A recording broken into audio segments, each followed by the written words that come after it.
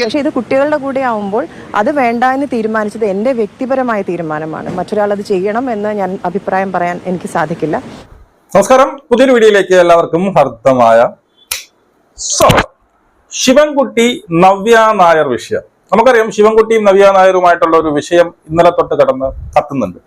മറ്റൊന്നുമല്ല, ശിവൻകുട്ടി പറഞ്ഞത് നിങ്ങൾക്ക് എല്ലാം അറിയാമല്ലോ, എങ്കിലും എനിക്കിത് പറയാൻ കാര്യം എന്താണെന്നുള്ളത്. ശിവൻകുട്ടി പറഞ്ഞു എന്താണ്, ഈ സ്കൂൾ കലോത്സവവുമായി ബന്ധപ്പെട്ട് ഒരു നടിയെ അല്ലെങ്കിൽ ഈ കലോത്സവത്തിലൂടെ വളർന്നു വന്ന ഒരു നടിയെ സമീപിക്കുന്നു. അതായത് ഉദ്ഘാടന ചടങ്ങിൽ ഒരു ചെറിയൊരു ഡാൻസ് പ്രോഗ്രാം കുറച്ച് കുട്ടികൾക്ക് പറഞ്ഞു കൊടുക്കാൻ വേണ്ടിയിട്ട് ഈ നടിയെ എന്ത് ചെയ്യുന്നു, ഒരു നടിയെ ബന്ധപ്പെടുന്നു.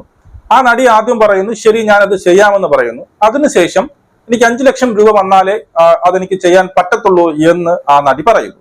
അപ്പൊ ശിവൻകുട്ടി തന്നെ പറയുന്നത് എത്രമാത്രം അഹങ്കാരമാണ് ഈ കലാകാരിക്കുള്ളത് എന്ന് പറഞ്ഞുകൊണ്ടുള്ള ഒരു പ്രസ്താവന വലിയ രീതിയിൽ എന്ത് ചെയ്തു, പ്രശ്നങ്ങൾക്ക് കാര്യമായി. ഇപ്പൊ നമുക്ക് പുറത്തായിരിക്കുന്നു ആ നടി മറ്റാരുമല്ല, ആ നടി നവ്യ നായരാണ് എന്നുള്ള ഉറപ്പിച്ച ന്യൂസുകൾ വരുന്നുണ്ട്. ഈ പറയുന്ന ഏതാണ് നമ്മുടെ മറുനാടൻ മലയാള ഷാജൻ സ്കറിയ വരെ വന്ന് പറഞ്ഞു അത് നവ്യ നായരാണ്. അപ്പൊ നമുക്ക് എന്തായാലും ഉറപ്പിക്കാം, എല്ലാ രീതിയിലും ശിവൻകുട്ടി പറഞ്ഞ കാര്യങ്ങളൊക്കെ എടുത്തു നോക്കുമ്പോൾ നവ്യ നായർ തന്നെ എന്ന് തന്നെയായിരിക്കും. ഇനി ഇതിനകത്ത് എന്റെ ഒരു അഭിപ്രായം, അതിന് മുമ്പ് ഞാൻ ഒരു കാര്യം നിങ്ങൾക്ക് ആദ്യം പറയാം. ഞാൻ എന്റെ വീഡിയോയിൽ പറയുന്നത് ഒന്നും രാഷ്ട്രീയ പ്രേരിതം, ഞാൻ രാഷ്ട്രീയം നോക്കിയല്ല ഞാൻ വീഡിയോ ചെയ്യാറുള്ളത്. ഞാൻ ചിലപ്പോ കമ്മ്യൂണിസ്റ്റിനെ കുറ്റം പറഞ്ഞ് പറയാം, അപ്പൊ നിങ്ങൾ വിചാരിക്കും ഞാൻ ഈ പറയുന്ന BJP എന്ന് കയറും. ചിലപ്പോൾ ഞാൻ BJP പിന്നീട് എന്ത് ചെയ്യും, നല്ലത് പറയും, അപ്പൊ നിങ്ങൾ വിചാരിക്കും കമ്മ്യൂണിസ്റ്റ്. അപ്പൊ ആ ഒരു ചിന്ത പറഞ്ഞു. എന്റെ വീഡിയോസ് മൊത്തം എനിക്ക് തോന്നിയ അഭിപ്രായം, അത് ഞാൻ രാഷ്ട്രീയം നോക്കിയല്ല ഞാൻ എന്റെ വീഡിയോ ചെയ്യാറുള്ളത്.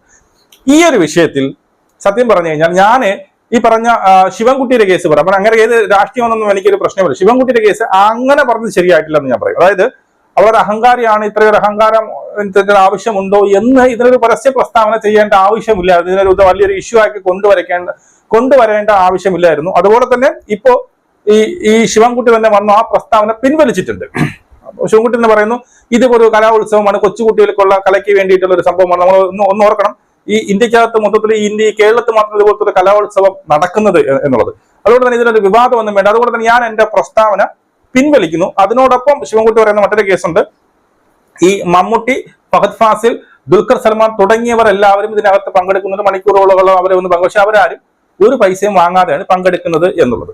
അപ്പോ ഇവിടെ എന്റെ അഭിപ്രായത്തിൽ ഈ പറഞ്ഞ ഇങ്ങനെ ഒരു പ്രസ്താവന അല്ലെങ്കിൽ ഇത് ഇവൾക്ക് ഒരു അഹങ്കാരമാണ്, ആ നടിക്ക് എന്തുമാത്രം അഹങ്കാരമാണ് നോക്കി എന്നുള്ളൊരു പ്രസ്താവന തെറ്റായി പോയി എന്നുള്ളതാണ് എന്റെ അഭിപ്രായം. അതുപോലെ തന്നെ നവ്യയുടെ കേസ് നവ്യ ചെയ്തതും തെറ്റാണെന്നേ ഞാൻ പറയത്തുള്ളൂ. കാരണം ഈ നവ്യ എന്ന് പറയുന്നത് മെയിനായിട്ട് ഒരു കലാകാരിയാണ്. അത് ആദ്യം മനസ്സിലാക്കിയത് മെയിനായിട്ട് നവ്യ എന്ന് പറയുന്ന കലാകാരിയാണ്. നവ്യ എന്ന് ഇതുപോലെ കലോത്സവങ്ങളിൽ കൂടിയാണ് എന്ത് ചെയ്തത്, ഈ പറയുന്ന ഫിലിം ഇൻഡസ്ട്രിയിൽ വന്നത്. നമുക്ക് ഓർമ്മയുണ്ട് നവ്യ പണ്ട് കരഞ്ഞ കേസൊക്കെ ഇല്ലേ.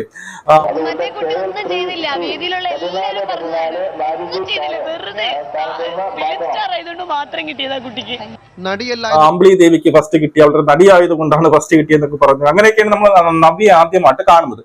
അതുമല്ല ഇവിടെ ഈ സർക്കാരിന്റെ ഭാഗമായിട്ട് ഏത് സർക്കാർ ആയിക്കോട്ടെ അവരുടെ പല പരിപാടികളും കാണും. ഒരുപാട് പരിപാടികളിൽ ഈ പറയുന്ന നടന്മാരെ അല്ലെങ്കിൽ കലാകാരന്മാരെയൊക്കെ ക്ഷണിക്കാറുണ്ട്, പലയിടത്തും ഇവർ കേസ് കൊടുക്കാറുണ്ട്. പക്ഷെ ഇതെന്ന് പറയുന്നത് ഇപ്പോ ഈ ഒരു സ്കൂൾ കലോത്സവം എന്ന് പറയുന്നത് കൊച്ചു കുട്ടികൾക്ക് വേണ്ടിയല്ല. ഇതിനകത്ത് സർക്കാരിന് ഒരു ലാഭവുമില്ല, മനസ്സിലായി. അവരുടെ കലാവാസനയെ എന്ത് ചെയ്യാൻ ഉദ്ധരിക്കാൻ വേണ്ടിയിട്ട് വളർത്തിക്കൊണ്ടുവരാൻ വേണ്ടിയിട്ട് ചെയ്യുന്ന ഒരു പരിപാടിയാണ്.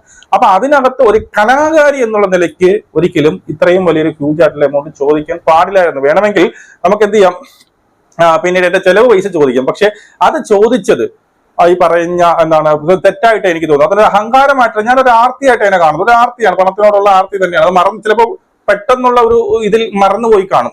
മനസ്സിലായോ? എനിക്ക് അത് ചോദിച്ചത് തെറ്റോ ശരിയെന്ന് ചോദിച്ചാൽ മറന്നപ്പോ പലരും അഭിപ്രായങ്ങൾ പറയുന്നു. പലരും ഇത് അവരുടെ അഭിപ്രായമാണ്. അതായത് ഇപ്പം ഞാനൊരു കലാകാരൻ എന്നെ വിളിക്കുന്നു, എന്റെ സ്വഭാവം പോലെ ഇരിക്കും, ഞാൻ തീരുമാനിക്കുകയാണ് എനിക്ക് അതിൽ പോയി പൈസ വാങ്ങണോ വേണ്ടേ എന്നുള്ളത് താങ്കളുടെ മാത്രം അപ് ടു ഹർ അല്ലെ. ആരാണ് ഇപ്പൊ നവ്യ നായരാണെങ്കിൽ നവ്യ നായരുടെ പേഴ്സണൽ ആയിട്ടുള്ള അഭിപ്രായം മാത്രം. പക്ഷെ അവിടെയാണ് നമ്മളൊരു പേഴ്സണാലിറ്റി നമ്മൾ വിലയിരുത്തപ്പെടുന്നത്. അവിടെയാണ് ഒരു വ്യക്തി എന്താണ്, ഒരു വ്യക്തിത്വം എന്താണ്, അവരുടെ സ്വഭാവം എന്താണ്, അവരെങ്ങനെയുള്ളവരാണെന്ന് നമ്മൾ വിലയിരുത്തുന്നത് അപ്പോഴാണ്. അപ്പൊ മറ്റുള്ള സർക്കാർ ഈ പറയുന്ന പ്രോഗ്രാമിൽ പോകുമ്പോൾ നമുക്ക് ക്യാഷ് വാങ്ങാൻ ഒക്കെ ചെയ്യാം. പക്ഷെ ഇതുപോലുള്ള അതായത് ഈ കലോത്സവം പോലുള്ള കൊച്ചുകുട്ടികൾക്ക് വേണ്ടിയുള്ള ഒരു വേദി അവിടെ പോവുക, അല്ലെങ്കിൽ ഏതെങ്കിലും ഈ നിർധനരായവർക്ക് വേണ്ടിയിട്ട് ഈ പണം സമ്പാദിക്കുക, അല്ലെങ്കിൽ എന്തെങ്കിലും പ്രോഗ്രാം ചെയ്യുക, അല്ലെങ്കിൽ അംഗവൈകല്യമുള്ള അങ്ങനെയുള്ള മെന്റലി ഡിസേബിൾ ആയിട്ടുള്ള കുട്ടികൾക്ക് വേണ്ടിയൊക്കെ പ്രോഗ്രാം ഈ സർക്കാർ സംഘടിപ്പിക്കുമ്പോൾ അവിടെ ആരും പോയി ക്യാഷ് വാങ്ങാറില്ല എന്നുള്ളതാണ് സത്യം. അപ്പൊ അവിടെ ഈ പറയുന്ന നവ്യ നായർക്ക് പറ്റിയ വലിയ വീഴ്ച, അത് നവ്യ നായരുടെ സ്വന്തം തീരുമാനം തന്നെയാണ്. പക്ഷെ അത്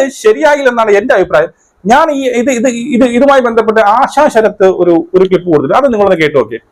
ഈ ഒരു വിഷയത്തെക്കുറിച്ച് പറയുകയാണെങ്കിൽ അത് ഓരോരുത്തരുടെ വ്യക്തിപരമായ കാര്യമാണ്. തീർച്ചയായിട്ടും റെമ്യൂണറേഷൻ വാങ്ങിക്കണോ വേണ്ടയോ എന്നുള്ളത്. ഇതിന് മുന്നത്തെ വർഷം ഞാൻ 60 കുട്ടികളുടെ കൂടെ കഴിഞ്ഞ സംസ്ഥാന സ്കൂൾ ജനോത്സവത്തിൽ ഞാൻ നൃത്തം അവതരിപ്പിച്ചിരുന്നു. അവരെ പരിശീലിപ്പിച്ചാണ് അവതരിപ്പിച്ചത്. 2 ദിവസം മുന്നേ വന്ന് അവരുടെ കൂടെ പ്രാക്ടീസൊക്കെ ചെയ്തിട്ടുണ്ടായിരുന്നത്. അത് എൻ്റെ ഒരു ഇഷ്ടമായിരുന്നു. അതിന് മുന്നത്തെ വർഷം ഞാനും കൂടി ഉണ്ടായിരുന്നു മുഖ്യ അതിഥിയായിട്ട് CMൻ്റെ കൂടെ. അന്ന് അവിടുത്തെ കുറച്ച് കുട്ടികൾ എന്നോട് ചോദിച്ചിരുന്നു നൃത്തം അവതരിപ്പിക്കാമോ, അവരുടെ കൂടെ പെർഫോം ചെയ്യാമോ എന്ന്. അപ്പോൾ അന്ന് അതിനുള്ള സാഹചര്യം ഉണ്ടായിരുന്നില്ല. അന്ന് ആ കുട്ടികൾക്ക് കൊടുത്ത വാക്കാണ്, മക്കളെ അടുത്ത വർഷം നിങ്ങളുടെ ഒപ്പം ഞാൻ കളിക്കും. ആ വാക്ക് പാലിക്കാനാണ് ഞാൻ വന്നത്. വളരെ സന്തോഷത്തോടുകൂടിയും വളരെ അഭിമാനത്തോടു കൂടിയാണ് ഞാൻ ആ ക്ഷണം പിന്നീട് അവർ 2ാമത്തെ വർഷം ഗവൺമെൻറ് വിളിച്ചപ്പോൾ ഞാൻ സ്വീകരിച്ചത്. എൻ്റെ കയ്യിൽ നിന്ന് പണം ടിക്കറ്റ് എടുത്ത് ദുബായിൽ നിന്ന് വന്നാണ് ഞാൻ കുട്ടികളുടെ കളിച്ചത്. അത് ഞാൻ ഒരു പ്രതിഫലവും പ്രതീക്ഷിച്ചല്ല ചെയ്തത്. സംസ്ഥാന സ്കൂൾ ജനോത്സവം എന്ന് പറഞ്ഞ എല്ലാ കുട്ടികളുടെയും എല്ലാ കലാകാരികളുടെയും കലാകാരന്മാരുടെയൊക്കെ ഒരു സ്വപ്നവേദിയാണ്. നമ്മളിങ്ങനെ അത്ഭുതത്തോടെ നോക്കി നിന്നിട്ടുള്ളതാണ്. നമ്മുടെ പുതിയ തലമുറ വളർന്നു വരുന്ന വേദിയാണ്. അവർക്കൊപ്പം ചിലങ്ക കെട്ടുമ്പോൾ നമ്മളും അവരുടെ ആ തലമുറയിലേക്ക് എത്തിപ്പെടുന്നു എന്നുള്ള ഒരു സന്തോഷത്തിലാണ് ഞാനത് ചെയ്തിട്ടുണ്ടായിരുന്നത്. പിന്നെ ഞാനൊരു നർത്തകി മാത്രമല്ല, നൃത്ത അധ്യാപിക കൂടിയാണ്. അപ്പോൾ ഞാൻ വളരെ സന്തോഷത്തോടു കൂടിയാണ് ചെയ്തത്. പിന്നെ ഇത് ശരിയോ തെറ്റോ എന്നുള്ളത് വ്യക്തിപരമായിട്ടുള്ള കാര്യമാണ്. ഗവൺമെൻറ്റിൻ്റെ ഒരുപാട് പ്രോഗ്രാംസ് ഞാൻ പെർഫോം ചെയ്യാറുണ്ട്. ഇത് മാത്രമല്ല കേട്ടോ, ഗവൺമെൻറ്റിൻ്റെ ഒരുപാട്, അതായത് ലോക കേരള സഭയടക്കം ഒരുപാട് പ്രോഗ്രാംസ് നമ്മൾ ചെയ്യാറുണ്ട്. അതിനെല്ലാം കൃത്യമായിട്ടുള്ള റെമ്യൂണറേഷൻ തന്നുകൊണ്ട് തന്നെയാണ് നമ്മൾ പ്രോഗ്രാം ചെയ്യാറ്. അത് നമ്മുടെ തൊഴിലാണ്. അതിന് നമ്മൾ വേതനം വാങ്ങിക്കുന്നതിൽ തെറ്റില്ല. പക്ഷേ ഇത് കുട്ടികളുടെ കൂടെ ആവുമ്പോൾ അത് വേണ്ട എന്ന് തീരുമാനിച്ചത് എൻ്റെ വ്യക്തിപരമായ തീരുമാനമാണ്. മറ്റൊരാൾ അത് ചെയ്യണം എന്ന് ഞാൻ അഭിപ്രായം പറയാൻ എനിക്ക് സാധിക്കില്ല. എൻ്റേത് വ്യക്തിപരമായ തീരുമാനമായിരുന്നു. ഞാൻ വാങ്ങിക്കുന്നില്ല, ഞാൻ കുട്ടികളുടെ ഒപ്പം നൃത്തം ചെയ്യുമെന്നുള്ളത്. ഇതില് ആശാ ശരത്ത് പറഞ്ഞതാണ് വളരെ കൃത്യമായിട്ടുള്ള കേസ്. ആശാ ശരത്ത് പറഞ്ഞതിനോട് ഞാൻ 100% യോജിക്കുന്നു. അത് അവരുടെ തീരുമാനം. പക്ഷെ ആശാ ശരത്ത് ഞാൻ ആ ഗൾഫിൽ നിന്ന് വരെ എന്ത് ചെയ്തു, ഞാൻ വണ്ടി പിടിച്ച് വന്നിട്ട് ഞാൻ എനിക്ക് ഇഷ്ടമാണ് കുട്ടികൾക്ക് അത് പറഞ്ഞു കൊടുക്കുക, അല്ലെങ്കിൽ കുട്ടികളോട് ഞാൻ പണ്ട് ഇതുപോലെയാണ് വളർന്നു വന്നുള്ള ചിന്ത, അല്ലെങ്കിൽ വന്ന വഴി മറക്കാതിരിക്കുക, അതാണ് അവരുടെ വ്യക്തിത്വം അല്ലെ. അത് ആശാ ശരത്ത് പറയുന്നു. പിന്നെ ചിലർക്ക് പൈസ വേണമെന്ന് പറയും, ചിലർക്ക് പൈസ നീ കിട്ടിയേ പറ്റുള്ളൂ, 5 ലക്ഷം രൂപ വേണമെന്ന് ചിലർ പറയും. അപ്പൊ അത് ഓരോരുത്തരും വ്യക്തിയെ ആസ്പദമാക്കി ഇരിക്കുമെന്നുള്ളതാണ്. അതുകൊണ്ട് തന്നെ ഈ പറയുന്ന ആശാ ശരത്ത് ഈ ഒരു വിഷയത്തിൽ പറഞ്ഞതിനോട് ഞാൻ 100% യോജിക്കുന്നു. പല കലാകാരന്മാരെ മൊത്തത്തിൽ നോക്കിക്കഴിഞ്ഞാൽ എനിക്ക് തോന്നുന്നത് അതേ രീതിയിലുള്ള അഭിപ്രായമായിരിക്കും പറയുന്നത് എന്നാണ് എനിക്ക് മനസ്സിലാവുന്നത്. കാരണം ആരും ഇങ്ങനെയുള്ള സന്ദർഭങ്ങളിൽ ആരും പൈസ ചോദിക്കാറില്ല. ചിലപ്പോ ഈ പറയുന്ന ഇതുമായിട്ടുള്ള, അല്ലെങ്കിൽ ഈ നവ്യ നായർക്ക് ഇതുമായിട്ടുള്ള ഒരു അജ്ഞതയായിരിക്കും, മനസ്സിൽ അറിഞ്ഞുകൂടായിരിക്കും എവിടെയൊക്കെ പോയി എങ്ങനെയൊക്കെ പൈസ വാങ്ങണം എന്നുള്ള ഒരു അജ്ഞത ചിലപ്പോൾ ഈ പറയുന്ന നവ്യ നായരിൽ ഉണ്ടായിരിക്കും. അതുകൊണ്ട് തന്നെ ആയിരിക്കും 5 ലക്ഷം രൂപ ചോദിച്ചത്. പക്ഷെ അവിടെ എനിക്ക് വീണ്ടും ഒരു ഡൗട്ട്, വേറൊരു റിപ്പോർട്ട് വരുന്നത് ആദ്യം വിളിച്ചിട്ട് ഞാൻ വരാമെന്ന് പറയുന്നത്, പിന്നെ അങ്ങോട്ട് തിരിച്ചു വിളിച്ചിട്ടാണ് എനിക്ക് 5 ലക്ഷം രൂപ വേണം എന്ന് പറയുന്നത്. അപ്പോൾ എന്തൊക്കെ പറഞ്ഞാലും എന്റെ ഒരു അഭിപ്രായത്തിൽ നവ്യ നായരുടെ ഭാഗത്ത് നിന്ന് തെറ്റ് പറ്റി എന്നുള്ളത് തന്നെയാണ്. ഇതിനകത്ത് നമ്മൾ രാഷ്ട്രീയവൽക്കരിക്കുന്നത്. ഇത് നമ്മുടെ കുട്ടികൾ, നാളത്തെ തലമുറ, നാളത്തെ കലാകാരികൾക്ക് വേണ്ടിയിട്ട് സർക്കാർ ചെയ്യുന്ന നമ്മുടെ ഇന്ത്യയിൽ തന്നെ വേറെ ഒരു സംസ്ഥാനത്തും ചെയ്യാത്ത ഒരു ഒരു കലോത്സവമാണ്. അവിടെ നമ്മളൊരു കലാകാരി എന്നുള്ള നിലയിൽ നമുക്ക് പറ്റുന്നതായിട്ടുള്ള ഒരു സഹായം അല്ല. അവിടെ ചെന്ന് ആ കുട്ടികളുടെ മൊത്തം ചിലവ് ഏറ്റെടുക്കാനല്ല പറയുന്നത്, കുട്ടികൾക്ക് പറഞ്ഞു കൊടുക്കുക. അതിൽ ഒരു വീഡിയോയിൽ 24 ഒരു ന്യൂസ് കണ്ട് വർത്തമാനം എന്ന് പറയുന്നുണ്ട്, ആ കുട്ടികളുടെയൊക്കെ പൈസ നമ്മൾ കൊടുക്കുന്നത്. അങ്ങനെയൊന്നുമല്ല. അതിൽ ഒരാൾ പറയുന്നത് അങ്ങനെയാണെങ്കിൽ 5 ലക്ഷം രൂപ ഓക്കെ. ഇവിടെ അങ്ങനെയൊന്നുമല്ല. കുട്ടികളുടെ പൈസ ചിലവ് ഒന്നും ഈ പറയുന്ന നവ്യ നായർ ഏറ്റെടുക്കേണ്ട ആവശ്യമില്ല. നവ്യ നായർക്ക് ആ ഒരു സ്റ്റേജ് പണിയുള്ള സാധനമാണ്.